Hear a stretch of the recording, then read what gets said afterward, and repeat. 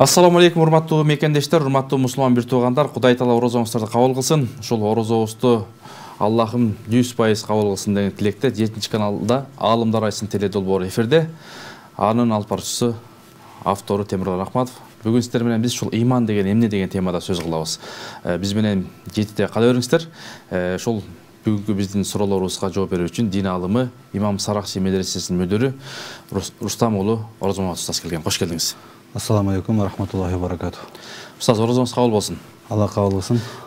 Ошол накей орозого жетишкен Кудайга шүгүр айтабыз, пайгамбарга салам айтабыз. Эми ошол бүгүнкү темабыз актуалдуу тема. Ыйман деген эмне? Ошо токтолуп берсеңиз. Бисмиллахир рахманир рахим. Алхамдулиллах ва салату вассаламу аля расулилlah. Иман деген сөздүктөгү мааниси ишенүү дегенди билдирет да. Ал эми биздин мазхабта акыйдада Ал-иман иqrarun bil-lisan, tasdiqun bil-janan дейт. Иман деген бул тил менен айтып, жүрөк менен тастыктаганды мына ушул иман деп айтат. Мындайча айтканда, адам жүрөгүнөн Аллахтан башка сыйынууга ылайыктуу таткуз зат жок, Аллах жалгыз Аллах бар деп иман келтирип ишенген болсо, жана ошол ишенген нерсесини тили менен айткан болсо, биздин шариятыбызда мында ошол адам имандуу болуп эсептелет. Бирок бул имандын мындайча айтканда фундаменти десек болот. Бул имандын негизги асылы болот да. Бирок иманды толуктай турган имандын нуру даражалары болот. Аны аяттарда, хадистерде көптөгөн хадистерде пайгамбарыбыз саллаллаху алейхи вассалам баяндап кеткен. Эмне деген? Мисалы пайгамбарыбыз саллаллаху алейхи вассалам айтат: "Силердин эч кимиңерде толук имандуу боло албайт, качанга чейин өзүңөргө каалаган жакшылыкты башка бирөөлөргө кааламайынча" дейт да. Бул жерде пайгамбарыбыз саллаллаху алейхи вассалам бул имандын толук мындай камал деп коет, толук имандын толук кандай болоорун айтып атат да. Мындайча айтканда биз муну кантип которобуз? Иман толук болбойт. Бир адам мусулман өзүнүн имандуу деп эсептейт, бирок өзүнө каалаган жакшылыкты башка бирөөгө каалабай турган болсо, бул адам имандуу боло берет, бирок мунун иманы толук эмес деп которобуз да. Толук эмес деп түшүнөбүз. Мына ошондой көптөгөн хадистер бар. Анын катарында дагы пайгамбарыбыз саллаллаху алейхи вассалам айтат: "Инна мин акмалил му'минина иманан алтафухум би ахлихи ва ахсанухум хулукан."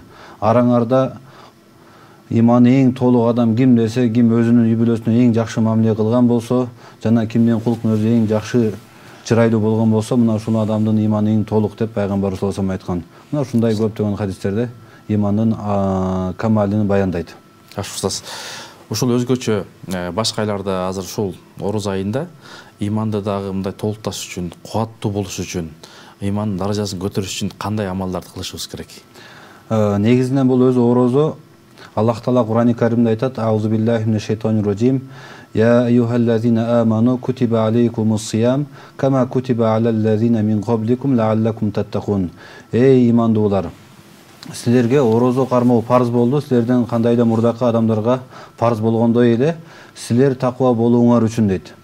Мына ушул иманды кубаттай турган, имандын даражасын өстүрө турган ушул өзү бул орозо да. Адам орозо кармап, адам таквачылык пайда кылат. Ошондой эле бул иманыбызды жогорулатышлык үчүн биз имандын сөзүн сүйлөп, иман туурасындагы диний мажлистерге катышып ошолорго отура турган болсок, ошондой эле Кур'ан-ы Карим окуй турган болсок, ушул нерселер менен биздин иманыбыздын нуру толукталат. Жакшы, ошол бул айда өзгөчө ошол мусулмандар бир адат бар, хатым окуу же болбосо үйүндө жамаат менен. Быйыл да жакшы тартип болгон турбайбы? Күнүгө бир парадан таласка барсаң деле ошого кошуласың, ошого барсаң деле улап кете берет экенсиң да, жакшы экен. Күндө муфтияттан айтып беришти. Анан ошол иманды да көтөрүү үчүн, анан иман бутактары бар эмеспи? Ошол баягы жемиши жакшы болуу үчүн кандай ушул айда өзгөчө ушул Ороз айында кандай мындай кайрымдуулук иштерди жасайбызбы же кандай кылсак бир мындай да кошулат? Туура айтасыз, имандын өзү шакчалары бар, бутакчалары бар. Пайгамбарыбыз саллаллаху алейхи вассалам хадисте айтат: "Ал-иману бид'ун ва саб'уна шу'батан." Имандын 70тен ашык шакчасы бар. Ал дегенден максат эми өтө көп шакчасы бар дейт да. Имандын өтө көп шакчасы бар. Ошонун эң жогорку даражасы бул ла илаха иллаллах калимасыны айтуу. Ал эми эң төмөнкү даражасы бул жолдон зыян бере турган нерселерди алып коюу дейт пайгамбар саллаллаху алейхи вассалам. жана уяттуулук бул имандын өтө зарыл шакчасы деп пайгамбарыбыз ушул хадисте айткан да. Эми ошол иманыбызды иманыбыз мөмөлүү болуштугу үчүн, иманыбыздын шактары бекем болуштугу үчүн бул айда биз ушул айдан пайдаланыш керекпиз да. Себеби хадисте келет, Рамазан айы келгенде бейбаш шайтандар байланып, Аллах Тааланын өзгөчө бир рахматы жайт да бул айдачы. Анан бул мусулмандын сезону. Ушул айда биз көбүрөөк Аллах Тааланын мээриминин үлүшүн алып, жана шайтандардын бейбаштары байлангандыгы себебинен ушул учурда биз көбүрөөк мындай иманыбызды куруп калыш керекпиз да. Пайгамбарыбыз саллаллаху алейхи ва саллям хадисте айтат, минбарга чыгып баратып омин деди. Анан дагы бир экинчи кадамын койду, дагы омин деди. Үчүнчү кадамын коюп туруп омин деди. Сахабалар сурады, ey Аллахтын элчиси, сиз эмнеге мындай деп айттыңыз дегенде, пайгамбарыбыз саллаллаху алейхи ва саллям айтты, мага Жебрейил периште келип айтты дейт. Кимдин ата энеси тирүү болуп дейт, өзүнө өзү бейишти важып кылып калбаган болсо, өзүнө бейишти кирүүнү милдет кылып калбаган болсо, бул адамга кыйроо болсун дегенде мен омин деп айттым дейт. Экинчи тепкичке койгонумда кимге дейт орозо айы жетип келип, ошо орозо айында күнөөлөрү кечирилбей калган болсо, буга кыйроо болсун деп айттым дейт. Үчүнчүсү, кимдин жанында сиздин атыңыз айтылып, сизге салават айтылбай калган болсо, сизге кыйроо, ошол адамга кыйроо болсун дегенде мен омин деп айттым дейт да. Эми бул Рамазан айы ушунчалык Аллах Тааланын мээримдүүлүгү жааган ай экен. Ушул айда биз көптөгөн жакшы иштерди кылып, Аллах Тааланын ыраазычылыгын алып, күнөөлөрүбүздү кечирилтирип албасак, анда өзүбүздүн шорубуз экен да. Эми ушул айда биз көптөгөн кайрымдуулук иштерди жасайбыз. Ошолордун эң жакшысы бул орозо кармаган адамдарга ооз ачыруу да. Ооз ачыруу дагы бул кимде-ким бир адамдын оозун ачтыра турган болсо, ошол адамдын кылган орозосундагы сообуна бул адам шериктеш болот да. Ошол жана зекет, мисалы бизде деле алхамдулилла бай адамдар зекеттерин бере баштады. Бирок мына араб өлкөлөрүндө, Эмиратта, Саудияда көбүнчө ушундай экен. Рамазан айы келгенде өздөрүнүн бир жылдык зекеттерин чыгарып баштайт экен да. Неге дегенде, биринчиден эсепке так болот. Себеби бул биздин октябрь, ноябрь деген айлар бул жөнөкөй хижри айларга караганда 10 күн көбүрөөк болот, дагы эсеп адашып кетиши мүмкүн да. Зекет болсо хижри жыл менен эсеп берилет. Экинчиден, баягы унутпайбыз да, качан мен зекет берет элем деп унутпайбыз дагы. Рамазан айы келгенде эле мен зекет чыгара турган учурум келди деп эле өзүнүн байлыгын эсептеп туруп, ошонун 2,5%-ын бейбечара мусулмандарга зекет кылып беришет. Үчүнчүдөн, бул айда ар бир кылган сооптор башка күндөргө караганда бул айда сооптор көбүрөөк болот да. Мисалы, эми азыр эстен чыгып атат канча эсе көбөйтүлгөндүгүн, бирок ошол 100 миң сом берген болсо, ошонун башка айда бергенге караганда бул Рамазан айында берсе, анын сообу дагы көбүрөөк болот да.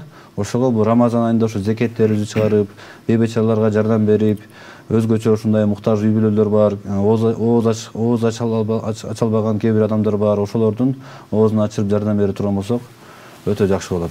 Жакшы, Алла ыраазы болсун. Анан өткөндө бир мусулман бир тууганыбыз айтып атат да, ушул иманымды такыр көтөрө албай атам, ушул мечитке деле барам, ушул анан арак ичип алат экен да. Анан ушул эмне, кандай амалдар кылсам болот деп сурап атат да. Арактан бир чыгуу үчүн кандай иш-аракеттер кылса болот? Негизи бул арак ичүү өзү чоң күнөө, туура талашсыз чоң күнөө. Бирок бизде кээ бир адамдарда ушундай түшүнүк бар экен. Мен качан аракты таштай турган болсом, анан намазды баштаймын. Биротол арагымдан арылып туруп, анан кийин намаз баштаймын деген түшүнүк бар экен да. Бул аракты ичпештик Алла Тааланын бир өзүнчө өкүмү. Ал эми намаз окуу деген өкүм Алла Тааланын өзүнчө өкүмү да. Биз ошол түшүнүктү биз элдерге түшүндүрүш керекпиз. Аллах Тааланын өкүмүн аткара берелик, намаз өкүмүнүчү. Намаз бул түздөй турган нерсе да. Пайгамбарыбыз саллаллаху алейхи ва саллям доорунда бир адам уурулук кылат экен. Анан сахабалар келип пайгамбарыбыз саллаллаху алейхи ва саллям арызданды. Ey Алланын элчиси, бир баланча адам бар экен, ошол адам уурулук кылат экен дегенде намаз окуйбу деди. Ооба, окуйт дегенде, анда ошол намазын тосот деди да. Себеби Аллах Таала Кур'ан-ы Каримде айтат: "Аузу биллахи минаш шайтонир раджим. Инна солата танха анил фахшай вал мункар. Акыйкаттан намаз бул уят иштерден жана күнөө иштерден тосот дейт. Намаздын ушундай бир касиети бар экен. Адам ошол намазды туура негизде жамаат менен, дарат менен жакшы окуй бере турган болсо, ал барып ошол күнөөлөрдөн арылат экен да. Бул күнөөнү ташташтык үчүн дагы бул адамда бир күч кубат пайда болуш керек.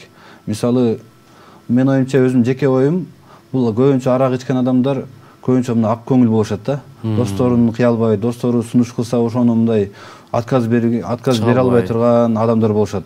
Же болбосо кээ бир арак ичкен адамдарды байкаймын, көбүнчө мындай үй бүлөлүк мындай проблемалардын негизинде ажырашып кеткен, же болбосо дагы бир кайсы бир проблемалардын негизинде же карыздын себебинен дагы мындай адам баягы өзүнүн стресстен чыгыш үчүнбү ошону баягы ичкиликке берилип анан организм ошого көнүп калат экен да. Эми ошол намаз окуй бере турган болсо, биринчиден баягыдай бир өзүнө ишеним пайда болот. Анан кийин баягыдай стресстер жеңил өтөт дагы. Бул адам арак ичкенге мындайча эч кандай зарылчылык болбой калат да. Анан кийин дагы бир ушу айта турган сөзүм, азыр ошол азыркы ушу арак ичкендерди лечение кылгандар айтат экен, бул адамды мындай чөйрөсүн алмаштырыш керек экен да. Мурда достору тартат экен да негизичи. Ошого эң жакшы жол азыркы учурда мына дават да, дават. Даватка 3 күнгө чыгат, 40 күнгө чыгат. Биринчиден даватка чыкканда, ошол даватта жүргөндө 3 күн, 40 күн, 4 ай жалаң мечитте жашайт. 3 күндөн көчүп мечитте жашайт. Мечитте билесиздер, ал жерде периштелердин чөйрөсү бар. Периштелер бар. Анан 5 маал намаз жамаат менен окулат. Жалаң өзүнө окшогон таксылдар болот дагы. Эртеден кечке чейин Куран жаттайт, хадистерди талимде окуйт. Анан зикирлерди толтурат. Ошонун негизинде анан баягы адам таштап кетет да. Бул аракты ташташ үчүн бул бир эле мен таштадым деп коюш жетиштүү эмес агалчы. Ал өтө оор нерсе. Буга вакыт керек, комплекстный бир иштеш керек да. Мына ошолордун комплексный бир лечение деп койсок болот, бул дават болот да. Себеби даваттын ичинде намазды окуйт, зикирди тартат, руханий тазаланат, анан чөйрөсү өзгөрөт. Мен оюмча ошол эң жакшы эме лечение азыркы күндө. Дарылануу бул дават да. Баракелде. Демек бул ошол дарыланып ушинтип оңолуп кеткендер көп, абдан көп. Өткөндө да ошол дин алым эстебизде амлада айтып атпайбы, 120 ошол адамды чыгарт дейт, жандай бомуш болуп кеткен. Ошонун 100 канчасы оңолуп кетти дейт да. Анан ошол ла иляха иллаллахнын фазилети, же болбосо иманды көтөрүү боюнча ошол зикирлерди канчадан тартыш керек? Негизи пайгамбарыбыз саллаллаху алейхи вассалам хадис айткан, силер иманыңарды жаңылап тургула деген. Башка бир хадисте айтат, кандай кийим эскиргенде эле иман дагы эскирет дейт да. Сахабалар сурашат, "Я Аллахтын элчиси, биз иманыбызды кантип жаңылайбыз?" дегенде, "Аксиру мин каули ла илаха иллаллах." Силер ла илаха иллаллах сөздү көп айткыла дейт да. Ла илаха иллаллах деген бул бардык пайгамбарлар алып келген калима да.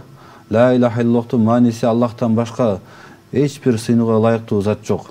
Жалгыз гана Аллах Таала жалбарууга, дуа кылганга, сураганга, муктаждык чечкенге Кудай бул Аллах Таала деген түшүнүктө ла илаха иллаллахтын маанисичи.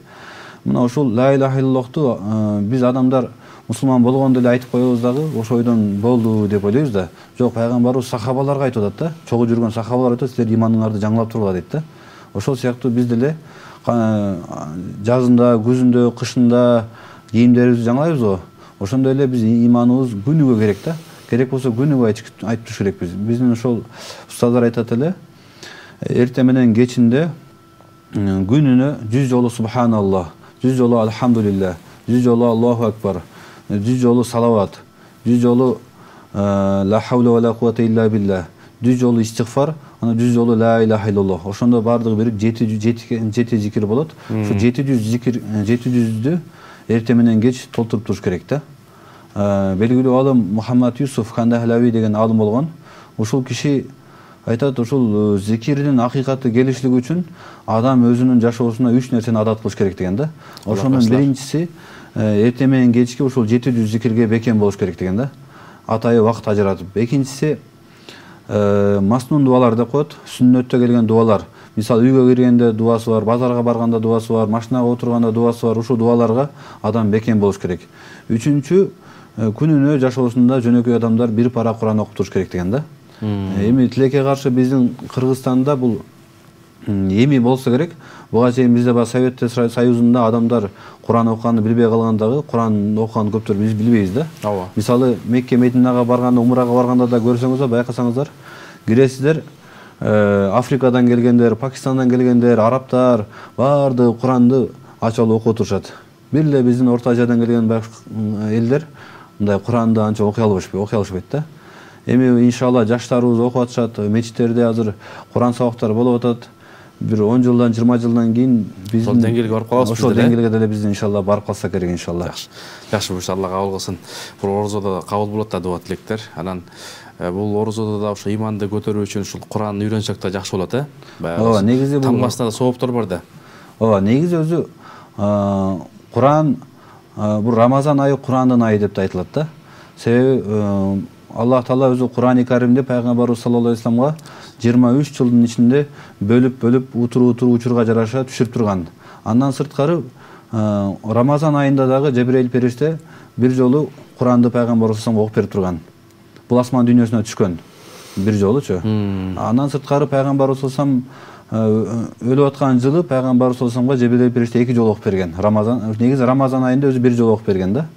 Рамазан айында биз өзү Куранды окуй турган айда.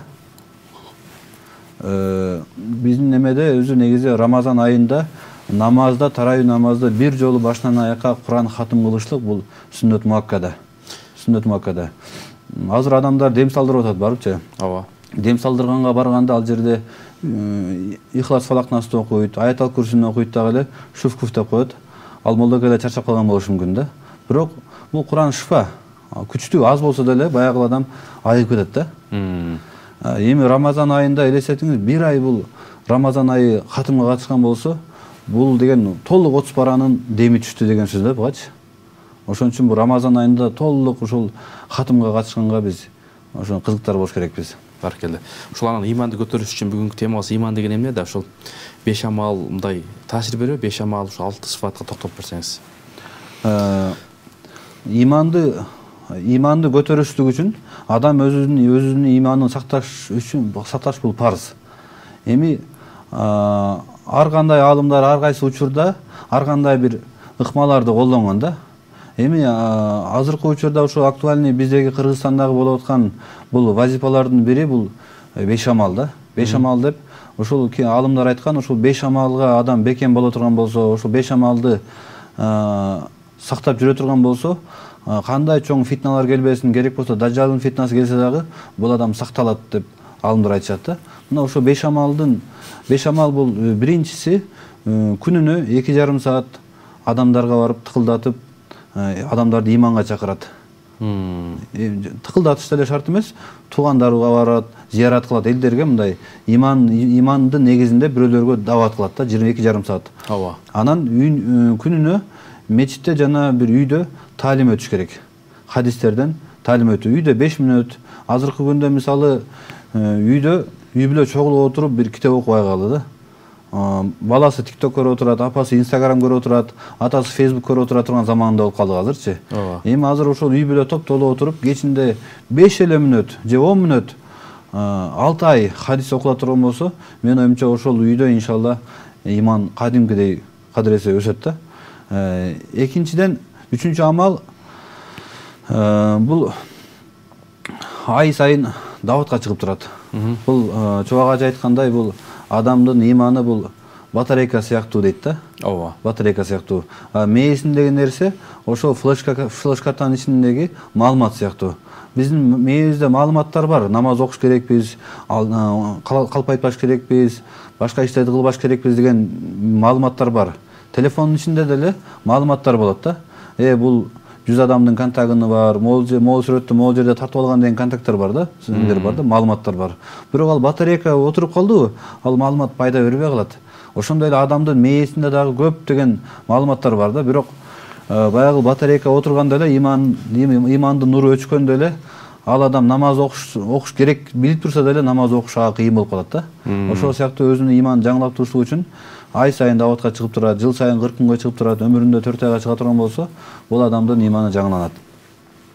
Анан кийинки амал бул жумасына бир жолу ошол жергиликтүү элди мечитке чакырып баян берип айлануу амалы да. Айлануу амалы. Андан сырткары алты сыпат негизи бул биз бул чоң алымдардан укканбыз да, алты сыпат боюнчачы. Айтсаңыз. Бул жерде негизи алымдар ушул бүткүл ааламий деңгээлде бул ушундай элдердин иманын ойготуучулугу үчүн иш баштайбыз деген да негизичи. Мавлана Ильяз рахматуллаху алейхи айткан экен, адамдар бул ишке дейт дават таблих деген ат коюп алды дейт да. Эгерде мен бул ишке ат койгомдо тахрикул иман, иманды кыймылдата турган деп ат коюп атылам дейт да. Бул ишти негиздеген адам өзү иманды кыймылдаткычы деп койгон бул ишкечи. Биз ойлойбуз да бул даватка чыкканда адамдарды дават калып келет деп ойлойбуз да. Жок, бул жерге чыкканда кече ичип жүргөн адам чыгат, кече эле намаз баштаган адамдар чыгат. Баардыгынын максаты эмне? Өзүнүн иманын сактап калыш үчүн, же иманын ойготуш үчүн чыгышат ал жергечи. Анан ошол бул иш ошол уламаларга, Дебант уламаларына барып, чоң алымдарга барып, ушул иш боюнча айтып түшүндүрүп бергенден кийин анан бизге ушундай бир кайсы негизде иш кылабыз, карапайым элди кайсыл нерсеге эме кылабыз дегенде 40 пункт алар жазып беришет да. Мону кыласың, тигини кыласың депчи. Мына ошо 40 пунктту анан даваттын ичиндеги алымдар кайрадан дагы карап, эми бул узун болуп калат. Биз негизги зарылдарын тандап алайлык, карапайым элди кыйнабайлык дейт дагы. Ошо 40тын ичинен дагы 6ысын тандап алат. 6 пункт болуп аталат да. 6 пункт болуп, ошонун биринчиси ла илаха иллаллах Мухаммад Расулуллах келмеге иштейбиз дейт. Баардык адамдар ушу келмени түшүнүп билип айтыш керек дейт. Экинчи иштей турган нерсе бул намаз дейт. Баардык азыр канча деген мусулмандар бар, намаз окуй элек. Бул дагы эле биз иштей турган жумуш дейт да бул. Үчүнчүсү илим дейт. Канча деген мусулмандар илими жок дейт. Илим алып парз. Илим, зикир. Төртүнчүсү мусулмандардын укуктарын берүү, мусулмандардын сый-урматын аткаруу. Бешинчиси калыс ниетке, ыхластуулукка үгүттөйбүз дейт. Алтынчысы анан элдерди эмне кылабыз, даватка чыгарабыз дейт да. Мына ушул иште биздин мындайча айтканда бир программабыз деп ушул ишти аткарышат да. Анан кийин жакында алымдар анан чыгып, бул пункт деген сөз бир аз оор болуп калат экен, анан англисче сөз намбар деп коюшат аларчы, намбар деп, намбар депчи. Анан бул сөздү анан кел эле сыпат деп ат коюп коебуз да, анан кийин сыпат деп коюшкан да. Атак бул негизи бул азыркы жүрүп аткан иштин программасы деп койсок болот да, алты сыпат. Баракелла, Алла разы болсун. Устаз, эфирибиз соңуна келип калды. Ошондой болсо да мен ойлойм, ушул аз убакыт ичинде бир саз кылып жакшы элибизге түшүндүрүп бердиңиз. Бир эл журтка, мусулмандарга жакшы бата, дуа, тилек кылыңыз. Амин. Амин. Алла субхана ва таала айтылган сөздөргө амал кылганга тоофик берген болсун. Роббана тaqabbal minna innaka antas samiul alim wa tub alayna ya maulana innaka antat tawwabur rahim. Алла разы болсун, оразаңыз кабыл болсун. Урматтуу мекендештер, урматтуу бир туугандар. Ушул иман адамды султан кылат дейт. Андыктан ушул баардыгыбыз иманыбызга иштеген, Кыргызстанга салым кошкондордон бололу деген тилекте бүгүнкү эфирибизди соңуна келип калдык. Кийинки эфирлерден амандашканга чейин Аллахтын саламы, тынчтыгы, берекеси сиздер менен болсун.